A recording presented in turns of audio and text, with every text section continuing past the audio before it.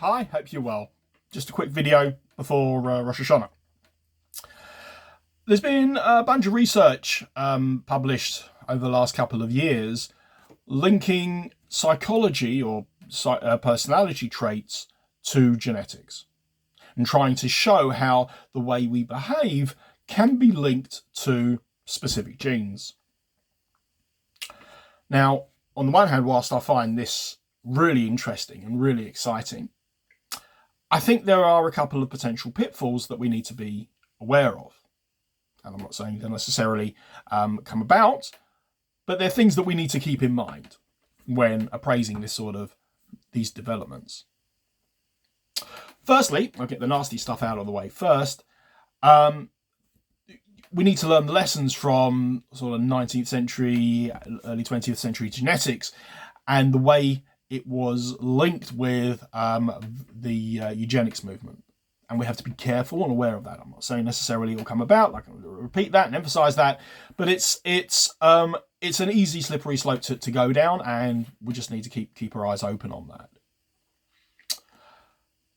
Secondly, we need to be conscious of the idea of I guess what you might call genetic determinism or fatalism or whatever it is you want to put it, that because you have one has a specific gene which can be linked to a particular behavior type, or there are a particular expression of a particular hormone which can predispose you to a particular behavior type, that doesn't necessarily let you off the hook for displaying that sort of behavior.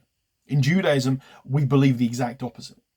We believe that your body, the way you're born, the way your physical characteristics are just the starting point. And yes, each of us is born differently, and each of us has different predispositions, and we're raised differently through different family structures and so on. But at the end of the day, it is for us to develop and grow and aspire to grow in a way that makes us better human beings, that brings us closer to God and to those around us. The idea, as you know, the famous Lady Gaga song, that we are born this way, doesn't let us off the hook. Judaism is all about growth, and the stories in the Torah, in the Talmud, in Tanakh, are all about people that went on a journey, and in many cases, they fell short, and they made mistakes, like we all human beings do. But Judaism is about learning from those mistakes and growing as a result of that. Another thing to keep in mind is that this sort of idea of linking genes to linking behavior in genes can take away our individuality, because at the end of the day we can just bunch people according to their genes, and that's the end of it, and we fall into that category, and therefore you need to behave like that.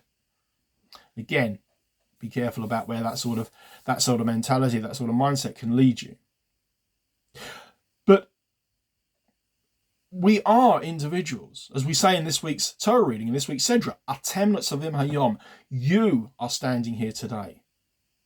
And what that means is each and every one of us has an individual role on Rosh Hashanah.